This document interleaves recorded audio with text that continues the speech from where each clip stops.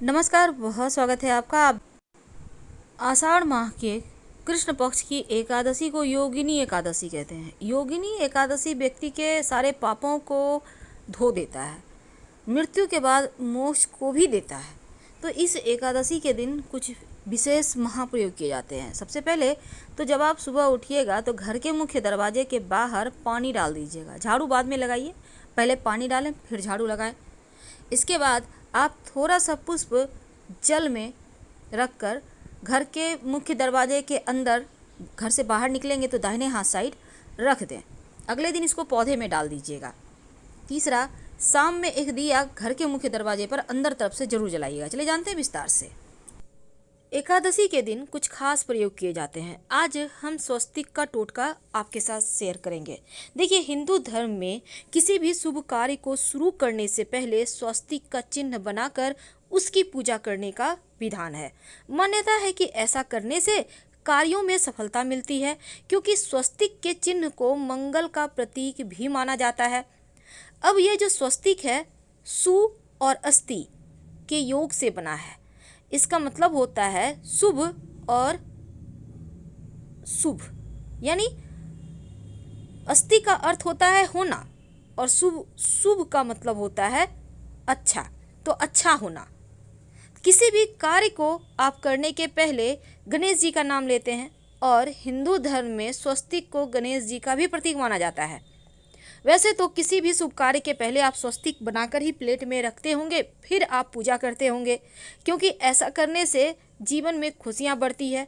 जिस तरह से स्वस्तिक के 4 प्रकार की रेखाएं हैं स्वस्तिक में, और इसका आकार भी एक ही होता है, एक समान, लेकिन असल में स्वस्तिक का यह चिन्ह क्या बताता है?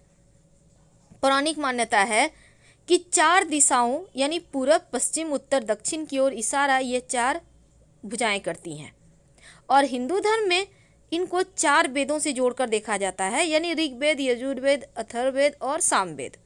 मान्यता है कि स्वस्तिक की 4 रेखाएं सृष्टि के रचनाकार भगवान ब्रह्मा के 4 सिरों को भी दर्शाती है, और 4 पुरुषार्थ यानी 4 आश्रम, 4 लोक, 4 देवों ब्रह्मा, विष्णु, महेश, गणेश की तुलना भी की गई है। मान्यता है कि यदि स्वस्तिक की 4 रेखाओं को भगवान ब्रह्मा के 4 सिरों के समान है, तो मध्य में जो मौजूद बिंदु है भगवान विष्णु की नाभि है, जिसमें से वे भगवान ब्रह्मा प्रकट होते हैं। और स्वस्तिक की 4 रेखाओं में एक घड़ी की दिशा में चलती है, जो संसार के सही दिशा के चलने का प्रतीक है। ये तो स्वस्तिक का महत्व है, लेकिन आज हम एक खास प्रयोग बताएंगे। देखिए, घर के मुख्य दरवाजे पर आज एकादशी के दिन आप शुभ मंगल प्रतीक चिन्ह स्वस्तिक जरूर बनाइए। चाहे तो वो चावल और कुमकुम की सहायता से, यानी चावल और हल्दी के घोल से बना सकते हैं, या फिर आप कुमकुम यानी कि सिंदूर और घी या सिंदूर और तेल मिक्स करके भी बना सकते हैं। स्वस्तिक हर दिशा से देखने पर एक ही समान लगता है, लेकिन उल्टा स्वस्तिक के प्रयोग अलग होते हैं और सीधा के अलग अलग।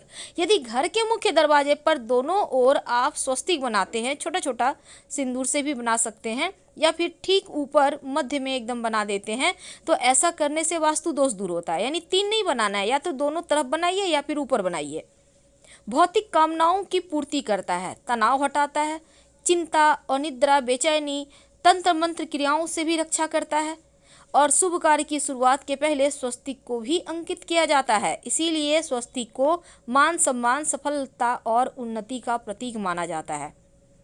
अगर जीवन में बहुत परेशानी हो तो इस किसी भी एकादशी के दिन आप स्वस्तिक को प्राण प्रतिष्ठा करवाकर चौखट पर लगवा सकते हैं। वो तांबे का भी हो सकता है, और आप चाहें तो एक स्वस्तिक जो चांदी होता है उसका आप ले आइए, रेडीमेड मिलता है छोटा सा, और लाकर उसको अपने पूजा घर में रखकर पूजा करें। स्थिर लक्ष्मी की प्राप्ति होती है, और लक्ष्मी को प्रसन्न करने के लिए चांदी में आप चाहें तो नवरत्न भी लगवाकर आप स्वस्तिक को रख सकते हैं। खैर, ये तो आप सबसे अच्छा है कि सिंदूर और घी तेल मिक्स करके या फिर चावल और हल्दी का घोल से बनाइए। घर के मुख्य दरवाजे पर स्वस्तिक बनाते हैं तो छोटा ही बनाइए, बहुत बड़ा मत बनाइएगा। 3 अंगुल, वैसे तो 9 अंगुल से बड़ा नहीं बनाना चाहिए, आप 3-4 अंगुल का बनाइए, सुंदर भी लगेगा। तो घर के सामने अगर पेड़ या खंबा है तो इसके दुष्प्रभाव से भी रोकता है स्वस्तिक का चिन्ह। देवताओं को खुश करने के लिए खासकर एकादशी तिथि पर आप थाली में या किसी जहाँ भी आप चौकी पर रखते हैं देवता को, तो स्वस्तिक बनाकर फिर देवता की मूर्ति रखें तो देवता प्रसन्न हो जाते हैं। और आप चाहें तो इष्ट देवता के पास स्वस्तिक का चिन्ह रख सकते हैं। एक विशेष उपाय, अगर मुख्य दरवाजे की दहलीज के दोनों ओर स्वस्तिक बनाकर उसकी पूजा करें, स्वस्तिक पर चावल की ढेरी और एक एक सुपारी रख दें, तो ऐसा करने से अपार धन की प्राप्ति होती है, सफलता मिलती है। इस एकादशी के दिन नहाने के पानी में तुलसी का पत्ता या फिर बेलपत्र डालकर नहाइएगा, क्योंकि इस समय आप जब बेलपत्र डाल देते हैं तो सभी तीर्थ स्थान के पुण्य फल आपको प्राप्त हो जाते हैं। और आप चाहें तो कुसा घास डालकर भी नहा सकते हैं। वैसे तो शिव जी की भी पूजा कीजिएगा। अब ये नहीं कि एकादशी तो सिर्फ श्री हरि की पूजा करेंगे, बिल्कुल नहीं, क्योंकि जब आप दोनों की पूजा करते हैं तो आपके जीवन की तमाम परेशानियां समाप्त हो जाती है। अगर आप अपने घर के पूजा स्थान पर एक प्लेट में स्वस्तिक बना लेते हैं और स्वस्तिक के ऊपर थोड़ा सा चावल, एक सुपारी रख देते हैं, तो इसे 21 दिन तक रहने दें। बाद में इस सुपारी को उठाकर गणेश जी के पास रख दीजिएगा घर में ही, और स्वस्तिक वाले प्लेट को आप साफ कर लीजिएगा। 21 दिन तक ये बने रहने से आपके जीवन में धन की कमी नहीं होती। यानी इस एकादशी को कर लें तो लंबे समय तक ये आपको लाभ देता रहेगा। अगर आपको कोई विशेष मनोकामना है तब उन मनोकामनाओं की पूर्ति के लिए विशेष प्रयोग होते हैं। वैसे तो पितरों की कृपा के लिए भी स्वस्तिक का चिन्ह घर में गोबर से बनाना चाहिए, मुख्य दरवाजे के बाहर से। सुख शांति भी रहती है, पितरों की कृपा बरसती है।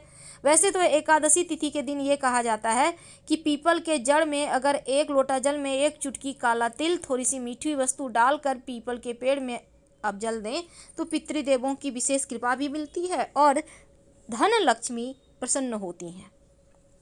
धन दौलत सुख समृद्धि यश मान सम्मान बढ़ती चली जाती है।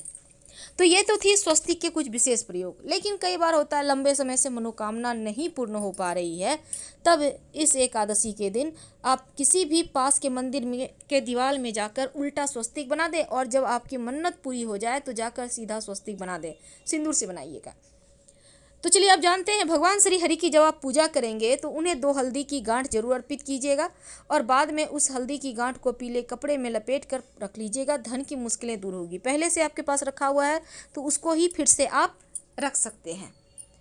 आपके पास जो भी चीज़ है, केसर है, कमल का पुष्प है, केला है, गेंदे का पुष्प है, सब कुछ आप उनको अर्पित करें।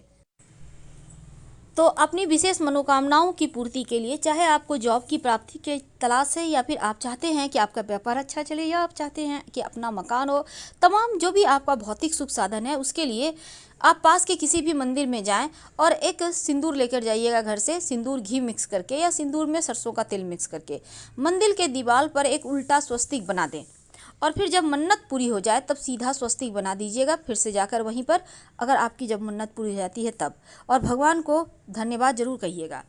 तो इस तरह से आप इस एकादशी के दिन अपनी मनोकामनाओं की पूर्ति के लिए ये विशेष प्रयोग करें। और तुलसी जी में जब जल अर्पित कीजिएगा तो 1 लोटा जल में 1 चुटकी हल्दी, 2-4 बूंद दूध डालकर और थोड़ा सा मिश्री, 1 चुटकी अक्षत डालकर ही अर्पित करें तुलसी जी में। और शाम के समय एक घी का दिया जरूर जलाइएगा। इस दीपक में एक सिक्का रख दीजिएगा और बाद में इस सिक्के को उठाकर आप संभाल के रखें। वैसे ये सिक्का रोज के दीपक में भी आप डाल कर जला सकते हैं। ये सिक्का सिद्ध हो जाएगा। फिर किसी ज़रूरी काम से आप घर से बाहर निकलते हैं तो ये सिक्का पास में रख कर निकलें तो आपको कार्यों में सिद्धि मिलेगी। तो इस दिन बहुत तरह के प्रयोग किए जाते हैं, लेकिन याद रखिएगा दीपक का प्रयोग जरूर करना है। और अपने घर के मुख्य दरवाजे पर अंदर की तरफ से आप चाहें तो एक दिया जला दें। अगर नहीं आप जला पा रहे हैं किसी कारणवश, कम से कम 1 दीपक पास के मंदिर में, 1 दीपक तुलसी के नीचे, 1 दीपक अपने घर के पूजा स्थान। और अगर आपके घर के आसपास बिल्वपत्र का पेड़ है, बिल्वपत्र जो शिव जी को अर्पित किए जाते हैं ना, उसी पेड़ के नीचे एक घी का 2 मुखा दिया और उसमें एक चावल का दाना डालकर शाम के समय जरूर जला दीजिएगा। समस्त मनोकामनाओं की पूर्ति हाथों हाथ होगी। तो हम आपसे विदा लेते हैं। जानकारी अच्छी लगे तो लाइक कर सब्सक्राइब करें, अपनों से शेयर करें और कमेंट में हर हर महादेव जरूर लिखें। धन्यवाद।